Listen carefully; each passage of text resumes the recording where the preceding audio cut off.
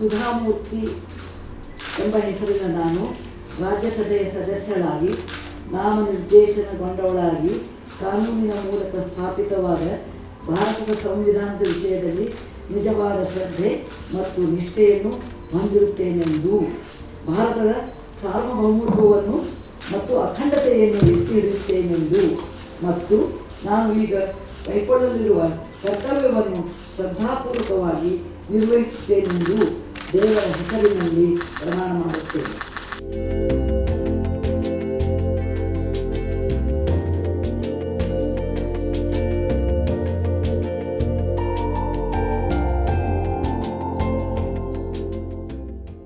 Hello and welcome viewers, you're watching the special presentation of Sansad TV and joining us is a very special guest, newly sworn member of the Upper House of Parliament and chairperson of the Murty Trust, Mrs. Sudha Murty. Ma'am, welcome to Sansad TV and thank you so much for joining us. Namaste.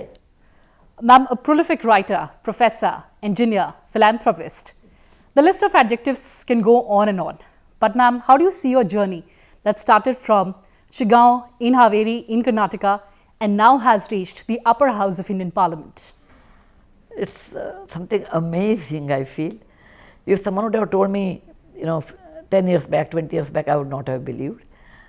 And I was thinking about this, how from Shigaon to New Delhi I reached. Partially, I think it's a God's wish, and I want to thank our Prime Minister to give me this opportunity to come to a bigger platform and work for others. Well, absolutely, ma'am. And Honorable President of India has nominated you to the Upper House of Parliament for your contribution in social life, in education. Now we know, ma'am, that you have founded several orphanages. You have contributed a lot towards rural development. Tell us more about that aspect of your life. Well, I was a chairperson of Infosys Foundation for 25 years. I did a lot of work through foundation. Later, with my own trust also, I did a lot of work. Name a thing which I have not done. That way I look at it. We have handled, in the last 35 years, I have handled 13 national disasters and one pandemic.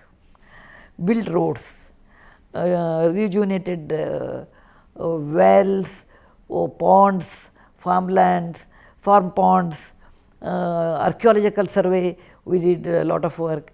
So, established 70,000 libraries, 3,000 houses, 14,000 toilets and many more things. Scholarships to children, particularly girl children, every field I was able to touch, and I really thank God to get that opportunity.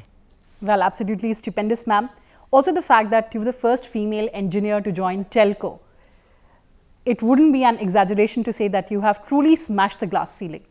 That only shows the glass ceiling is very thin, and you have to have 100% faith in you, and put your 100%, you can break any ceiling.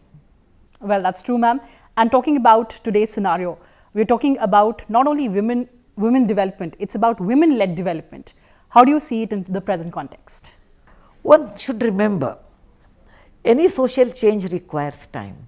It is not a computer button, do, undo, or press a button, you will get the reply. It is not a software. Social changes require time. So, we should have patience, number one. Second thing, we should believe in ourselves. We are not perfect.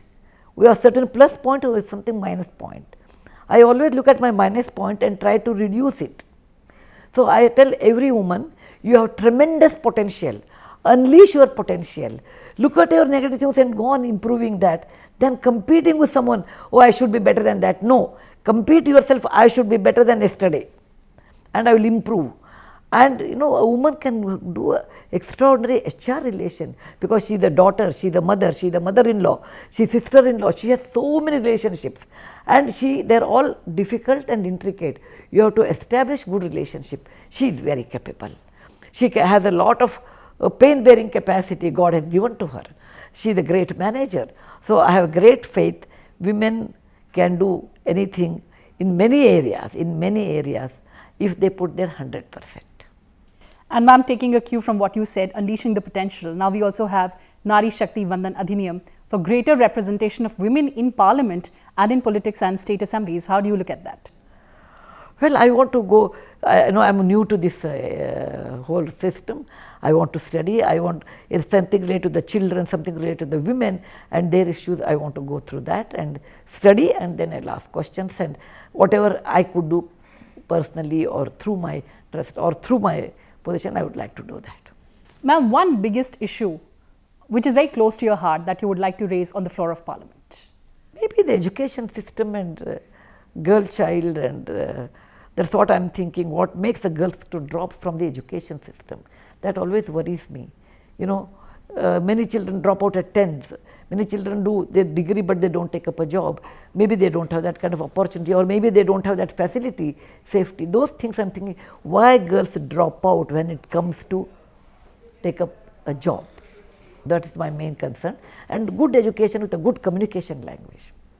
And ma'am, before we wrap up, of course, we are all aware of your animated series on YouTube. What inspired you to do that? Wait, I'll tell you about that. I'm very fond of giving, maybe I'm a teacher, so I always like to give you some advice, okay? Whether you ask or not, I want to give advice.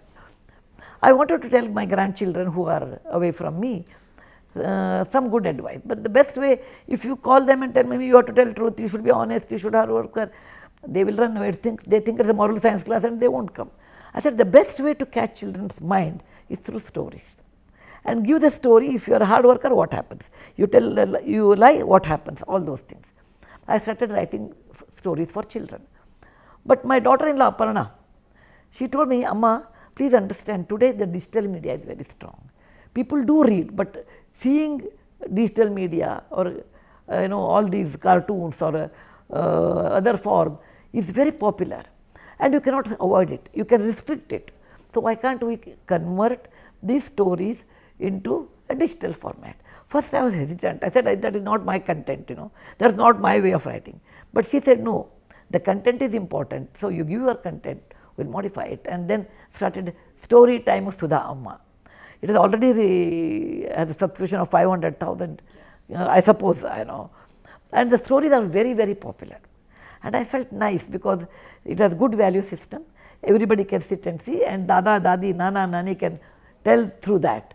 So I am grateful to Aparna and my son Rohan who brought this series, and children are enjoying. Well, absolutely, ma'am. You bring those stories to life.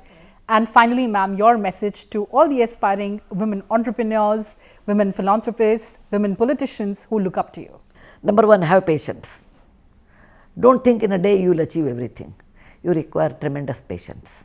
Okay? Whenever you lose something, you should not get disheartened. Oh, it's the end of life. You may lose the battle, but you will win the war. Number three, always run after good quality of work with ethics. Money follows you. Don't run after money. Money leaves you. Work for a good passion with ethics, morally, ethically right. Money follows you. Work hard, and more than that, everything, be a good human being. Be a good human being. This life is a gift of God. This life is small and short. Who says that what will be the next life and all? I do not know. I pass this life, I borrow this word, I pass this life only once. If I can show compassion, kindness to others, let me do it now. Those are truly inspiring words, ma'am. Thank you so much for joining us and speaking to us. Thank you. Thank you very much for giving me a chance to talk and convey my ideas to others. Pleasure having you, ma'am.